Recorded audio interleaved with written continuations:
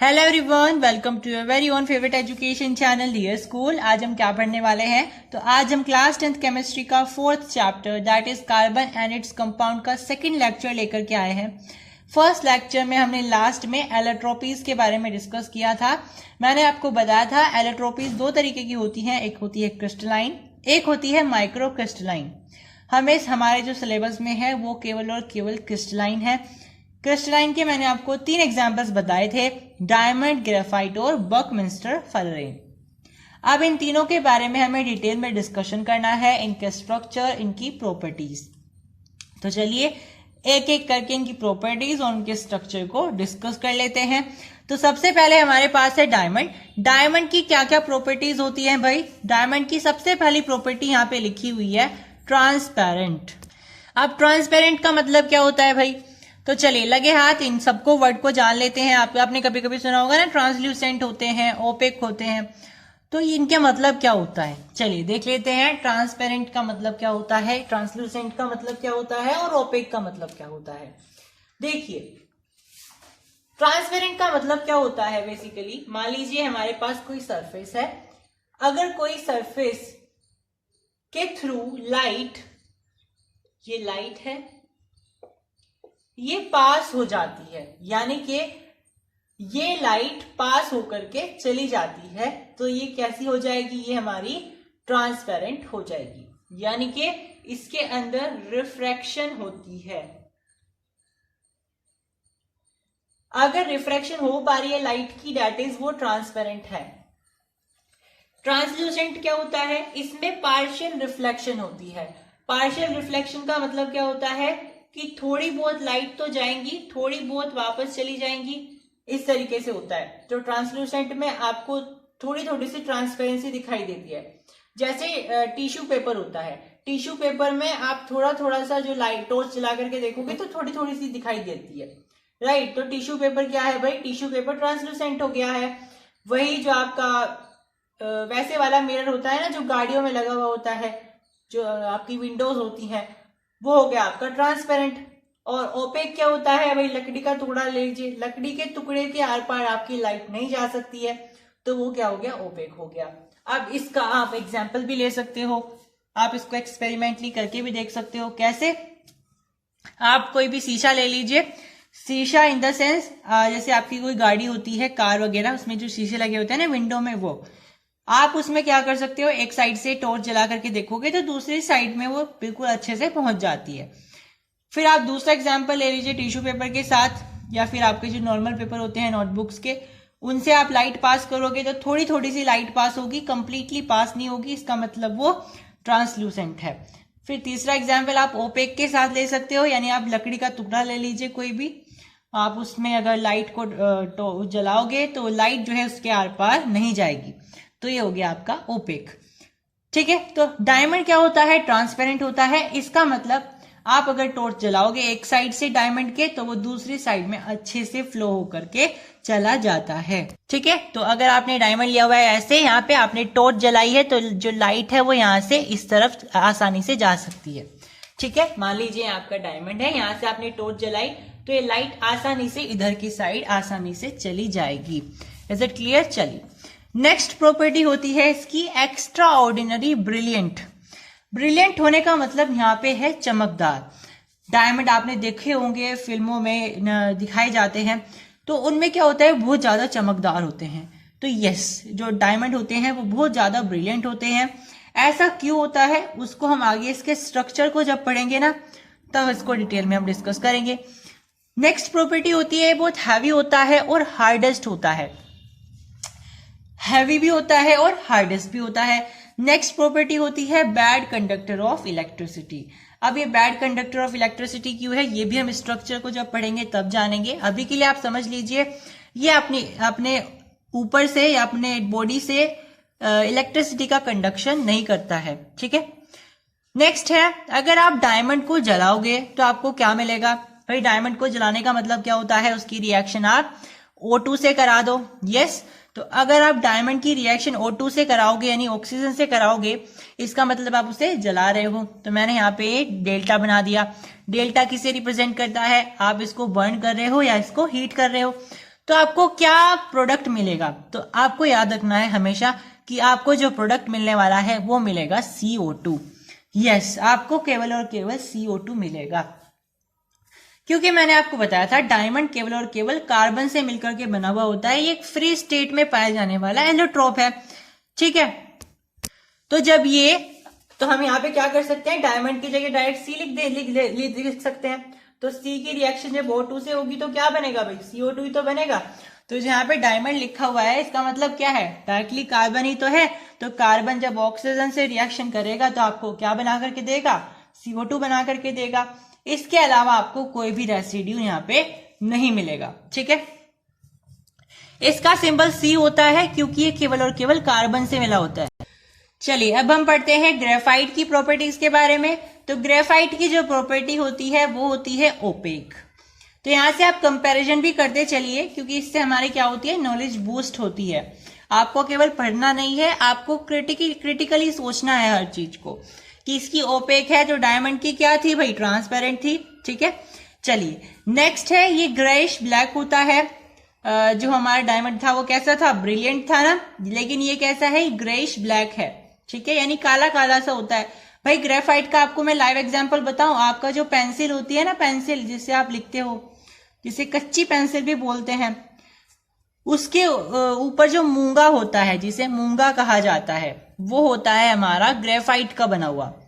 आजकल तो उसमें लेड मिक्स कर दिया जाता है, लेकिन पहले क्या होता था, वो ग्रेफाइट का ही प्योर बना हुआ होता था, ठीक है। इसका सिंबल भी सी होता है, जैसा कि मैंने आपको पुराने लेक्चर में बताया था।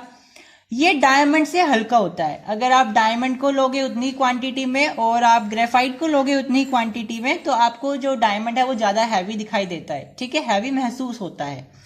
ये सॉफ्ट और स्लिपरी होता है टच करने में, मतलब जैसे आप इसको टच करते हो तो ये आपको कैसा दिखाई देता है, बिल्कुल सॉफ्ट सा, स्लिपरी सा दिखाई देता है, जैसे फिसली हुई सरफेस होती है ना, कुछ ऐसा ही। भाई जैसे आप अपनी जो पेंसिल होती है, इसके ऊपर जो यहाँ पे मूंगा होता है, इसको टच करते हो तो बिल्कुल सॉफ्ट सॉफ्ट सा होता है, स्लिपरी होता है, तो ये वही है। अब जो आपकी पेंसिल होती है ना, उसको कभी कभी कहा जाता है कि एक तरफ से जब आप उसको कुतर के रखते हो ना, और फिर कहते हैं कि इसे स्विच में मत घुसा देना, तुम्हें करंट लग जाएगा। तो ऐसा क्यों बोलते हैं, क्योंकि उसके अंदर ग्रेफाइट होता है, और graphite good conductor of electricity होता है। तो अगर आप पेंसिल के ऊपर वाला हिस्सा खा लेते हो, मतलब यहाँ से भी अगर पेंसिल दिखने लग जाती है, अंदर का जो उसका पेंसिल वाला जो मूंगा होता है वो दिखने लग जाता है, और यहाँ से तो है ही, तो दोनों तरफ से क्या हो गया, ये खुल गया है। तो जैसे ही आप इसको स्विच में घुसाओगे, उसको अपने मुंह में ले लोगे, तो आपका बंदर बन जाएगा, आपको करंट लग जाएगा, ठीक है। तो इसलिए कहा जाता है कि पेंसिल का जब आप कुतर लेते हो तो आपको कभी भी स्विच में नहीं घुसोना चाहिए, ठीक है, क्योंकि जो आपका ग्रेफाइट होता है वो गुड कंडक्टर ऑफ इलेक्ट्रिसिटी होता है। अब डायमंड क्या होता था, बैड कंडक्टर ऑफ इलेक्ट्रिसिटी। तो ऐसा क्यों होता है वो भी हम स्ट्रक्चर में देखेंगे। और ग्रेफाइट सॉफ्ट और स्लिपरी क्यों होता है ये भी हम स्ट्रक्चर में देखेंगे। ग्रेफाइट को भी अगर आप बर्न करते हो, हीट करते हो, यानी ऑक्सीजन से रिएक्शन करते हो, तो भी आपको CO2 ही मिलता है, क्योंकि ग्रेफाइट भी क्या होता है, जस्ट अ कार्बन फॉर्म। तो ये प्योर कार्बन फॉर्म होती है, तो आप इसको केवल और केवल C लिख सकते हो, और O2 की रिएक्शन करके आपको CO2 ही मिल जाएगा, और CO2 के अलावा आपको कोई दूसरा रेसिड्यू नहीं मिलेगा। अब इसमें गौर करने वाली बात यह है कि जो हमारा ग्रेफाइट होता है उसका भी स्ट्रक्चर मैंने क्या बताया, जस्ट स्ट्रक्चर तो नहीं बताया, मतलब उसका फॉर्मूला क्या बताया, C होता है ग्रेफाइट का भी। तो यहाँ पे ग्रेफाइट का फॉर्मूला भी C है, और डायमंड का फॉर्मूला भी क्या होता है, C ही होता है, मतलब कार्बन ही होता है जस्ट। तो दोनों के फॉर्मूले तो सेम है, लेकिन फिर इनकी फिजिकल प्रॉपर्टीज अलग अलग क्यों आ रही है, अलग अलग कहाँ आ रही है, क्योंकि डायमंड क्या होता है भाई, बैड कंडक्टर ऑफ इलेक्ट्रिसिटी होता है, ब्रिलियंट होता है। वही जो आपका ग्रेफाइट होता है वो गुड कंडक्टर ऑफ इलेक्ट्रिसिटी होता है, ब्रिलियंट नहीं होता है, ब्लैक होता है, ग्रेइश होता है। तो ये फिजिकल प्रॉपर्टीज में अंतर क्यों आ रहा है इनका, तो फिजिकल प्रॉपर्टीज में एलोट्रोपीज में अंतर तब आता है जब उनका मुख्य जो एलिमेंट होता है उसकी अरेंजमेंट में डिफरेंस आता है। अब हम यहाँ पे डायमंड और ग्रेफाइट, ये किसके एलोट्रोपीज हैं, ये कार्बन के एलोट्रोपीज हैं। इसमें मेन एलिमेंट क्या है, कार्बन है। तो कार्बन की अरेंजमेंट में अगर डिफरेंस आ जाता है उसकी वजह से इसकी फिजिकल प्रॉपर्टीज में अंतर आता है। यानी कि ग्रेफाइट का जो स्ट्रक्चर होगा वो अलग होगा और डायमंड का जो स्ट्रक्चर होगा वो अलग होगा। स्ट्रक्चर के अलग हो जाने की वजह से ही इनकी फिजिकल प्रॉपर्टीज में अंतर आता है। कार्बन की अरेंजमेंट का मतलब क्या है भाई? अरेंजमेंट का मतलब है इनका स्ट्रक्चर अलग अलग हो जाना। डिफरेंट अरेंजमेंट का मतलब होता है इनका अरेंजमेंट अलग अलग हो जाना। यस, तो हम यहाँ पे अब देखने वाले हैं कि इनका स्ट्रक्चर होते क्या क्या है जिसकी वजह से इनकी प्रॉपर्टीज अलग अलग आ रही हैं। चलिए अब देख लेते हैं स्ट्रक्चर ऑफ डायमंड के बारे में। तो सबसे पहले हम थ्योरी देख लेते हैं, उसके बाद इसका स्ट्रक्चर हम एक्चुअली में देखेंगे कि किस तरीके से बनाया जाता है, और फिर इसका स्ट्रक्चर हम देखेंगे जब तो हम ये सारी थ्योरी क्लियर करेंगे। साथ में कुछ एडवांस जो टॉपिक्स नहीं बोल सकते हैं, पॉइंट्स जो हैं उसमें हम क्लियर करने वाले हैं। तो चलिए, स्ट्रक्चर ऑफ डायमंड में जो सबसे पहली बात लिखी है वो है each carbon atom in the diamond crystal is linked to 4 other carbon atoms. अब देखो, डायमंड में जो एक कार्बन होता है, डायमंड के अंदर एक क्रिस्टल के अंदर एक कार्बन का एटम 4 कार्बन के एटम से जुड़ा हुआ होता है। समझ में आई? यानी कि बीच में एक कार्बन होगा, उसके चारों तरफ भी फिर 4 कार्बन होंगे, यानी टेट्राहेड्रॉन फॉर्म में वो होंगे। ठीक है, तो वो टेट्राहेड्रॉन फॉर्म में होते हैं और वो 4 वर्टिसेस में ही होंगे, यानी 4 कोनों में ही होते हैं। अब इसकी वजह से ही कार्बन का जो डायमंड का जो स्ट्रक्चर है वो बहुत रिजिड हो जाता है, और रिजिड स्ट्रक्चर की वजह से ही डायमंड बहुत हार्ड सब्सटेंस बन जाता है। और rigid structure, rigid 3D arrangement के कारण कार्बन की इसकी डेंसिटी भी बहुत हाई हो जाती है, इसका मेल्टिंग पॉइंट भी बहुत हाई हो जाता है, क्योंकि इसके जो कार्बन के एटम है वो एक दूसरे से जकड़े रखते हैं, एक दूसरे से बिल्कुल रिजिड होते हैं। तो रिजिड कार्बन के एटम्स को दूर दूर करने के लिए आपको क्या करना पड़ेगा भाई? बहुत ज्यादा हीट प्रोवाइड करानी पड़ेगी अगर आपको उनको मेल्ट करना है। ठीक है, देखिए एग्जांपल से समझते हैं। यहाँ पे मान लीजिए मेरे पास ये कार्बन का कोई एटम है, मुझे इसे मेल्ट करना है, और मैं जानता हूं कि इनके जो कार्बन के एटम है वो बहुत रिजिड हैं, एक दूसरे से बिल्कुल रिजिडली सेट है, स्ट्रक्चर्ड है। तो क्योंकि वो एक दूसरे से बिल्कुल रिजिडली क्लोज्ड है, तो अगर मुझे उन्हें मेल्ट करना है, मेल्ट करने का मतलब क्या होता है? एटम्स को एक दूसरे से अलग अलग करना, सेपरेट करना। क्यों बोल रहे हैं हम कि उनको सेपरेट करना है? क्योंकि हमारे पास होते हैं 3 स्टेट ऑफ मैटर, है ना, सॉलिड, लिक्विड और गैस। सॉलिड का मतलब होता है अगर एटम एक दूसरे से बिल्कुल रिजिडली या क्लोजली पैक्ड हो। तो अभी ये किस स्टेट में है? ये सॉलिड स्टेट में है, जब इसके सारे के सारे एटम एक दूसरे से बिल्कुल क्लोजली पैक है। मुझे अगर इसे लिक्विड फॉर्म में कन्वर्ट करना है, यानी मेल्टेड फॉर्म में कन्वर्ट करना है, तो मुझे इसके एटम्स के गैप को बढ़ाना पड़ेगा। अगर मुझे इसे गैसियस फॉर्म में करना है तो बहुत ज्यादा बढ़ाना पड़ेगा गैप को। तो मेल्ट करने का मतलब क्या है? मुझे इसे लिक्विड फॉर्म में कन्वर्ट करना है, मेल्टेड फॉर्म में, तो यानी कि मुझे इसके एटम्स के बीच का गैप बढ़ाना पड़ेगा। और एटम्स के बीच का गैप कब बढ़ेगा? जब आप उसको हीट प्रोवाइड करोगे। और हीट किसके हिसाब से प्रोवाइड की जाएगी? हीट प्रोवाइड की जाती है वोलेटिलिटी के हिसाब से। अब वोलेटिलिटी किसके हिसाब से डिसाइड होती है? वोलेटिलिटी डिसाइड होती है कि उनके एटम एक दूसरे से कितनी रिजिड तरीके से स्ट्रक्चर्ड हैं। जितने ज्यादा वो क्लोजली, रिजिडली एक दूसरे से स्ट्रक्चर्ड होंगे, उतनी ज्यादा उसकी वोलेटिलिटी होगी। तो उसके हिसाब से ही होता है। तो जितनी ज्यादा वोलेटिलिटी होगी उतना ही ज्यादा उसका हमें हीट देनी पड़ेगी, उतनी देर में वो मेल्ट हो जाएगी। तो कुल मिलाकर के जो बात टिक रही है वो हमारी कहाँ पे टिक रही है? कार्बन के एटम्स के क्लोजनेस पर, यानी जितनी रिजिडली वो एक दूसरे से स्ट्रक्चर्ड रहेंगे उतनी हमें उन्हें हीट देनी पड़ेगी मेल्ट करने के लिए। तो इसलिए इसका जो मेल्टिंग पॉइंट है वो बहुत हाई हो रहा है। देखिए कितना ज्यादा हाई मेल्टिंग पॉइंट इसका होता है।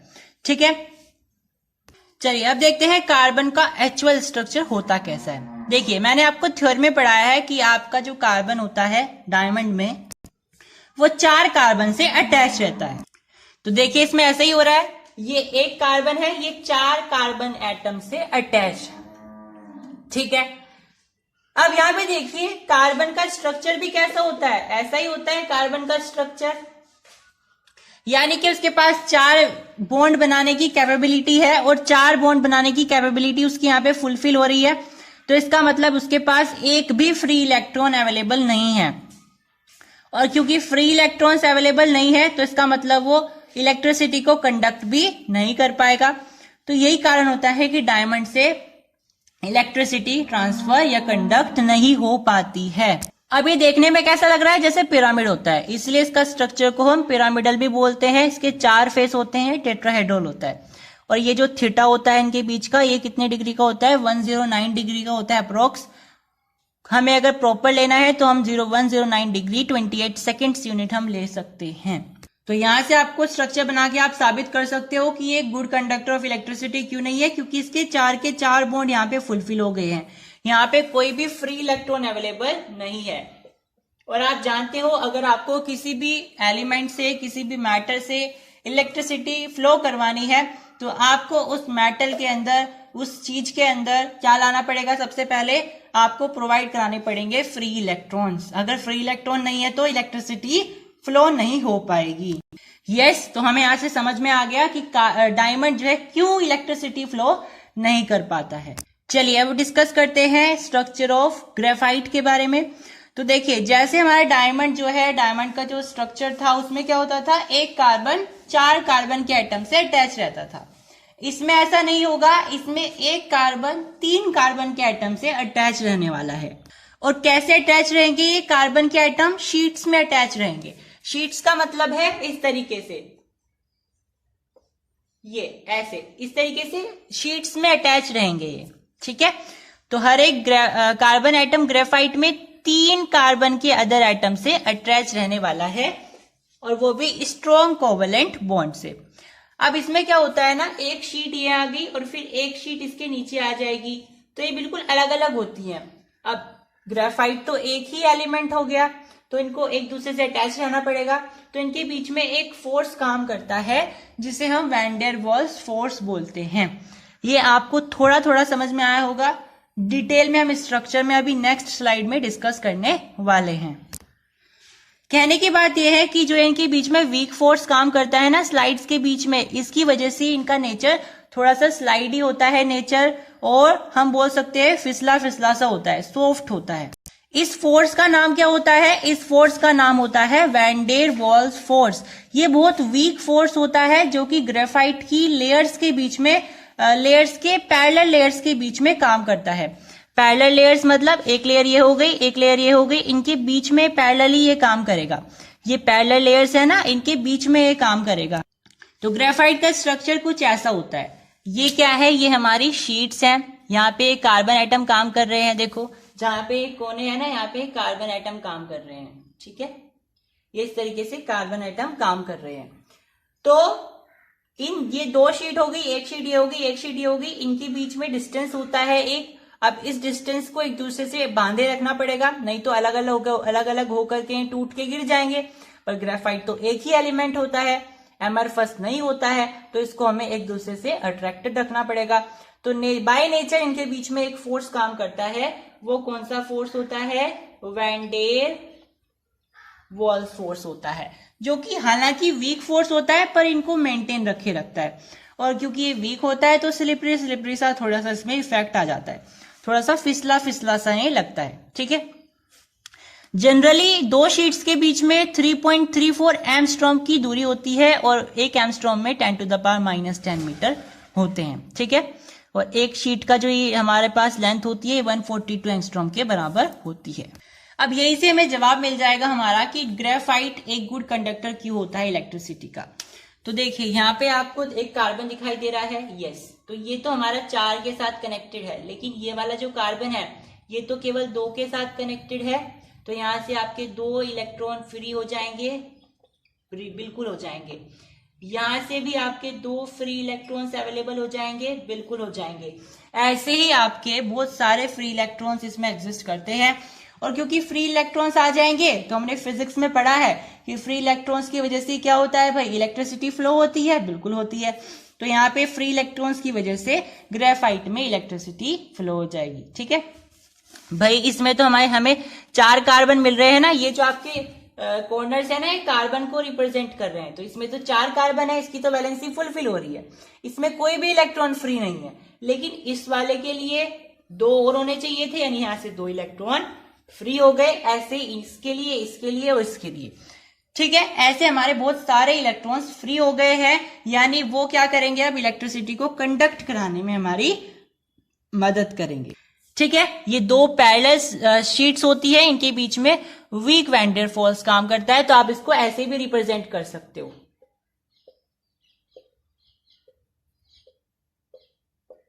Is it clear? तो आप इस तरीके से इसको रिप्रेजेंट कर सकते हो कि इनके बीच में वैन डेर वाल्स काम कर रहा है, ये शीट्स एक दूसरे से अलग नहीं है, इनके बीच में एक वीक फोर्स काम कर रहा है जिसका नाम होता है वैन डेर वाल force.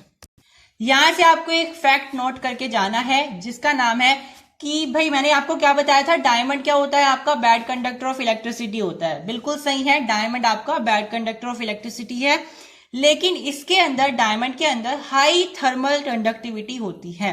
High thermal conductivity, thermal conductivity का मतलब होता है भाई, थर्मल का मतलब क्या होता है, हीट। थर्मल रिप्रेजेंट्स हीट, यानी ये हीट को बताता है, इसका मतलब डायमंड के थ्रू हीट अच्छे से फ्लो हो जाएगी। ठीक है, तो अगर आप एक तरफ से डायमंड को गर्म करोगे तो दूसरी तरफ से भी वो गर्म हो जाएगा, इसमें से हीट अच्छे से कंडक्ट हो सकती है, लेकिन इलेक्ट्रिसिटी कंडक्ट नहीं हो पाएगी। अब ग्रेफाइट कैसा कंडक्टर होता है हीट का, तो ग्रेफाइट एक मॉडरेट कंडक्टर होता है हीट का, उस बहुत बढ़िया ज्यादा खास बढ़िया गुड़ वाला कंडक्टर नहीं होता है हीट का। ग्रेफाइट मॉडरेट कंडक्टर होता है हीट का, लेकिन इलेक्ट्रिसिटी का वो बहुत अच्छा कंडक्टर होता है। हमने देखे भी है, बहुत सारे इलेक्ट्रोड्स बनाए जाते हैं, सेल्स बनाए जाते हैं ग्रेफाइट की मदद से।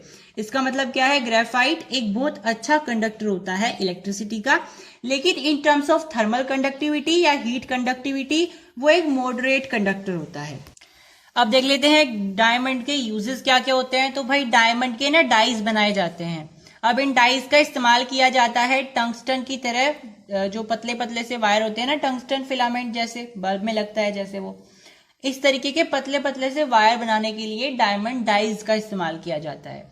फिलामेंट तो सब जानते हैं ना, बल्ब के अंदर होता है, ये हमारा बल्ब है मान लीजिए, इसके अंदर वो ऐसा करके स्ट्रक्चर होता है, तो ये हमारा फिलामेंट होता है, ये टंगस्टन का बनता है। तो इस तरीके के टंगस्टन लाइक फिलामेंट बनाने के लिए डायमंड डाइज का इस्तेमाल किया जाता है। ठीक है, नेक्स्ट यूज होता है for cutting and grinding other hard materials. अब देखो, हालांकि डायमंड से भी हार्ड मटेरियल की खोज हो गई है रिसेंट ईयर्स में, लेकिन डायमंड को फिर भी हार्डेस्ट कंसिडर किया जाता है।